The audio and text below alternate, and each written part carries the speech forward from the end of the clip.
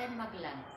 Hari ini saya akan melakukan wawancara dengan kepala sekolah terkait pengambilan keputusan berbasis nilai-nilai kebajikan sebagai pemimpin.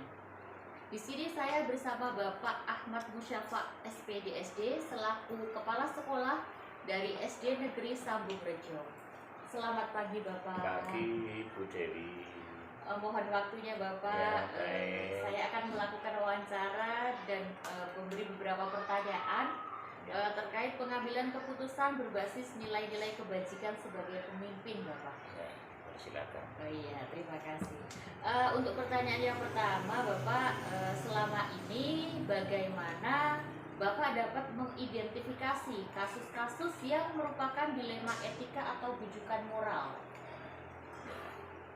Terima kasih atas pertanyaannya.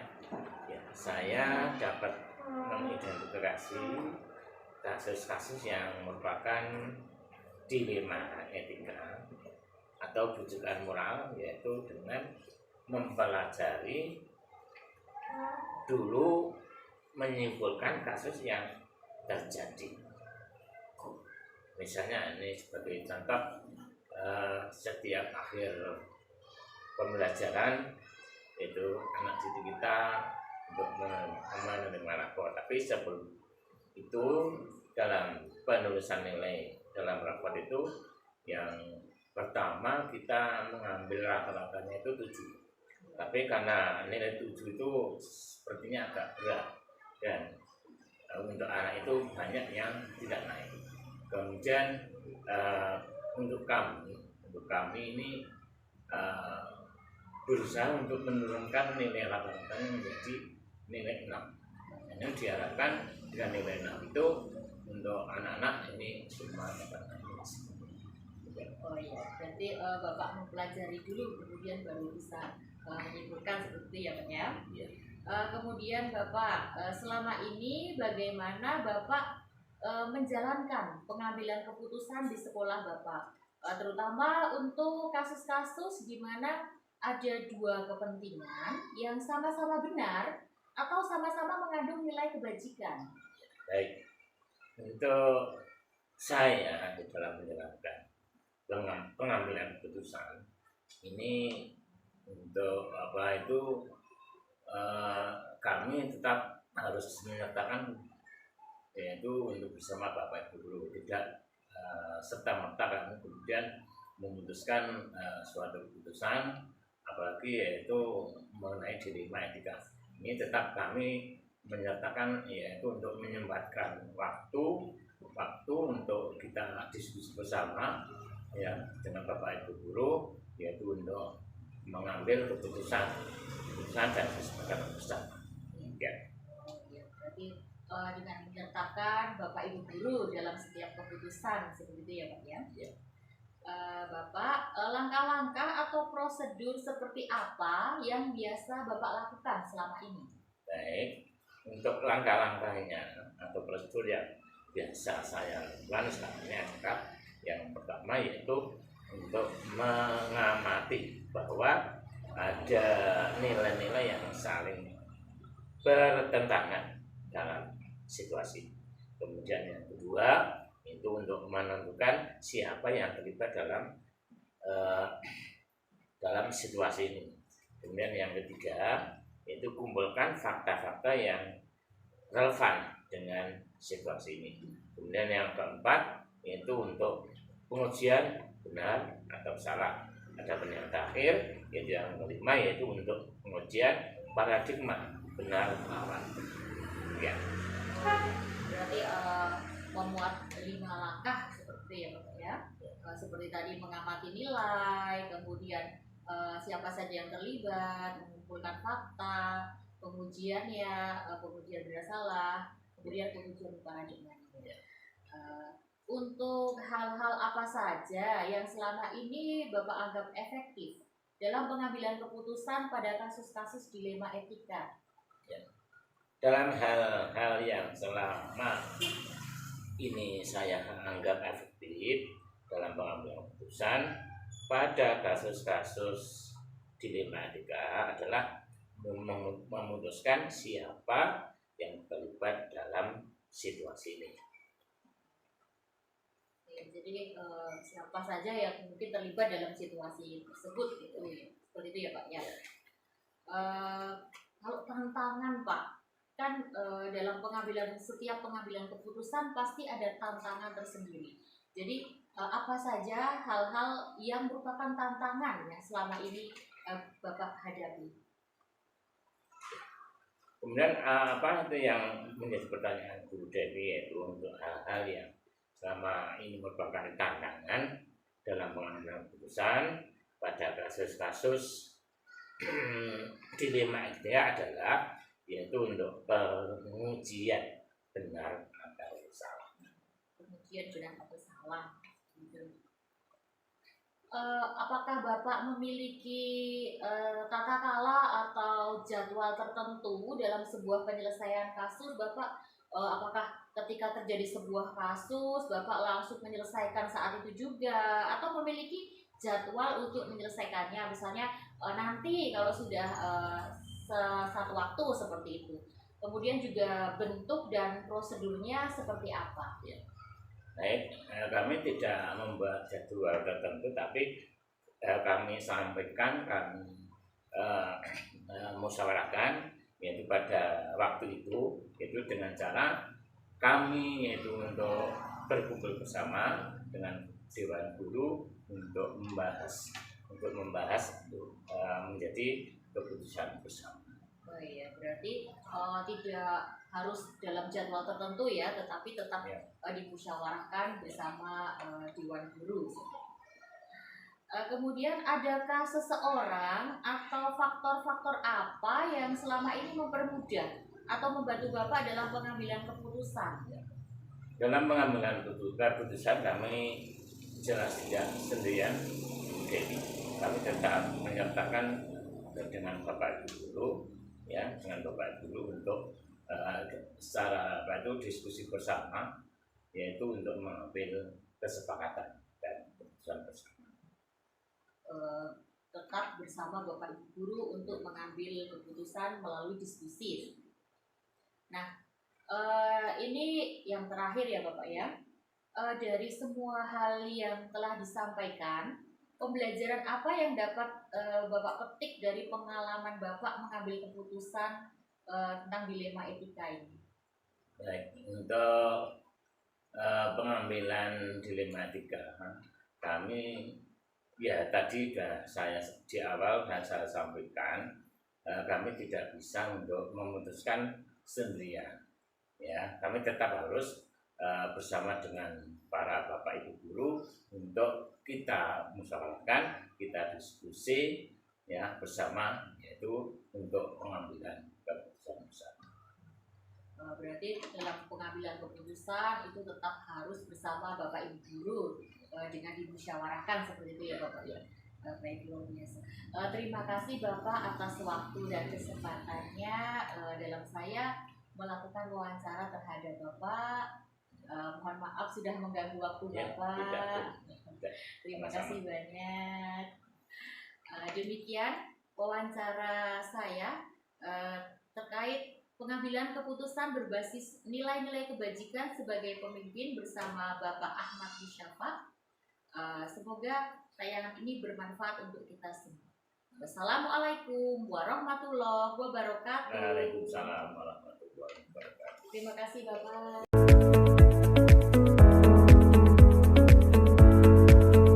Warahmatullahi wabarakatuh. Saya Dewi Kartikasari, CGP Angkatan 9 dari Kabupaten Magelang. Hari ini saya akan melakukan wawancara kepada Ibu Tripawesri Utami, SPDSD. Beliau adalah Kepala Sekolah SD Negeri Telogorejo, terkait pengambilan keputusan berbasis nilai-nilai kebajikan sebagai pemimpin. Ibu Tri, selamat pagi Ibu Tri. Selamat pagi Bu Dewi. Bagaimana kabar hari ini Ibu? Alhamdulillah sehat. Ibu, mohon izin ya Ibu, hari ini saya akan melakukan wawancara terkait pengambilan keputusan berbasis nilai-nilai kebajikan sebagai pemimpin. Di sini Ibu sebagai kepala sekolah, saya akan memberikan beberapa pertanyaan ya Ibu ya. Mohon maaf sebelumnya Ibu ya. Ibu, pertanyaan yang pertama ya Bu ya. Selama ini Ibu, bagaimana Ibu dapat mengidentifikasi kasus-kasus yang merupakan dilema etika atau bujukan moral? Terima kasih pertanyaan Bu Dewi. Menurut saya yang namanya dilema etika itu adalah suatu kondisi di mana seseorang dihadapkan antara dua pilihan, di mana kedua pilihan itu sama-sama benar dan dalam pengambilan keputusan agak sulit karena saling bertentangan. Sedangkan yang bujuk moral itu situasi di mana seseorang dihadapkan pada dua pilihan di mana satu benar dan satu salah. Jadi yang dilema etika itu agak sulit dalam pengambilan keputusan, sedangkan yang bujuk moral itu lebih mudah dalam pengambilan keputusan karena didasarkan pada norma yang ada atau aturan. Kalau yang dilema etika kan ada kaitannya dengan rasa, ada rasa kesetiaan, rasa cinta, itu menurut saya. Baik Ibu, jadi memang antara dilema etika dan bujukan moral itu kita memang harus jeli dalam membedakannya Dan lebih sulit yang dilema etika. Ya, lebih sulit dalam dilema etika. Baik Ibu, selama ini juga bagaimana Ibu menjalankan pengambilan keputusan di sekolah Ibu, terutama untuk kasus-kasus di mana ada dua kepentingan yang sama-sama benar atau sama-sama mengandung nilai kebajikan. Selama ini saya mencoba untuk pertama itu saya mengumpulkan data terlebih dahulu, informasi-informasi saya peroleh dari berbagai pihak, kemudian saya mempertimbangkan untuk pengambilan keputusan, tetapi saya tidak mengesampingkan masukan dari pihak lain, terutama dari Bapak Ibu guru ataupun dari tenaga pendidikan yang ada di sekolah.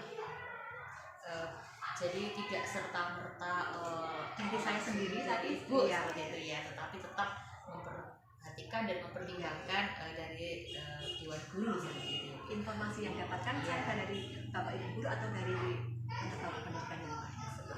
Baik. Kemudian Ibu, langkah-langkah atau prosedur seperti apa yang biasa Ibu lakukan selama ini? Pertama saya survei dulu dari Baik. dari pengambilan data-data yang ada, saya olah ya, tapi saya juga minta masukan dari orang lain agar nanti apa yang saya ambil terhadap kasus itu bisa dipertanggungjawabkan secara moral juga, tidak sepihak. Iya, luar biasa Yang Ibu ya. paling utama bijaksana Bu. Iya. Memang dalam setiap pengambilan keputusan perlu sebuah kebijaksanaan seperti itu ya Bu ya. Bisa saya memberikan contoh Bu? Oh tentu, monggo. Misalnya di sekolah kami itu ada kasus ya, mungkin Bapak Ibu guru ada mengalami kendala, misalnya anaknya kok ujiannya mencontek. Nah, kita berikan solusi, anak itu jangan langsung ditegur secara keras ataupun langsung dikeluarkan atau itu harus kita cari mengapa anak itu mencontek. Itu kan harus diketahui latar belakangnya, apakah anak itu punya masalah di rumah atau memang suatu kebiasaan, itu harus kita olah terlebih dahulu Ibu Dewi. Jadi kita menghadapi kasus itu tidak langsung serta-merta. Iya. Harus dicari latar belakangnya. Jadi tetap mempertimbangkan latar belakang dari suatu kasus seperti itu ya Bu ya. Kemudian Ibu, hal-hal apa yang selama ini Ibu anggap efektif dalam pengambilan keputusan pada kasus-kasus dilema itu?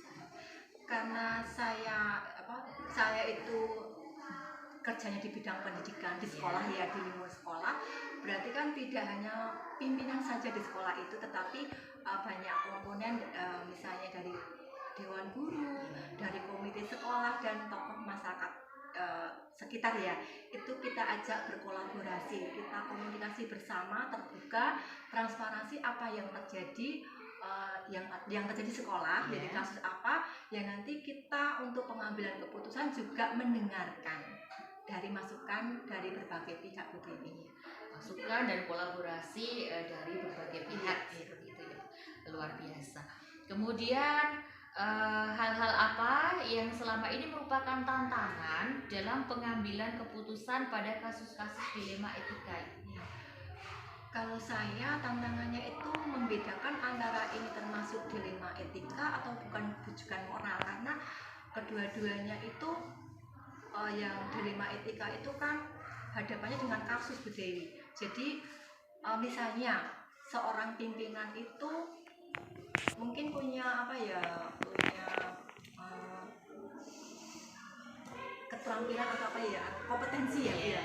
Kompetensi misalnya dia mengikuti pelatihan kayak CGP itu guru penggerak, itu kan berarti padahal dia mempunyai tugas memimpin sebagai manajerial, berarti dia harus membedakan misalnya ada tugas itu kan berarti kan antara tugas saya sebagai CGP dan tugas saya sebagai kepala sekolah ya. Berarti kan itu juga dilema. Kedua-duanya sama-sama berat. Iya. Itu juga sebuah tantangan. Jadi kita harus bisa memanage waktu. Jadi membagi pemikiran juga membagi waktu antara tugas yang sebagai kita meningkatkan pengembangan profesi dengan tugas kita sebagai pimpinan. Baik. Kemudian Ibu, apakah Ibu memiliki jadwal tertentu dalam penyelesaian suatu kasus? Apakah langsung menyelesaikan suatu kasus itu seketika di tempat seperti itu, atau memiliki sebuah jadwal? Misalnya, kasus ini bisa saya selesaikan nanti seperti itu. Kemudian yang juga bentuk dan prosedurnya seperti apa? Itu juga tergantung dari kasusnya Bu Dewi. Kalau kasus itu harus segera diputuskan ya segera diputuskan, diambil kebijakan. Tapi kalau itu nanti ada kaitannya dengan pihak-pihak terkait, misalnya melibatkan orang tua atau melibatkan orang lain, itu nanti juga bisa ada jeda waktunya. Ya. Jadi tergantung kasusnya seperti apa. Itu pun juga melibatkan orang lain, tidak hanya dari pimpinan, tapi juga melibatkan dari pihak lain, contohnya dari dewan guru atau dari komite sekolah. Jadi tidak cuma berasal dari sendiri seperti itu ya. Kan ada komunikasi konstruktif dari pihak luar.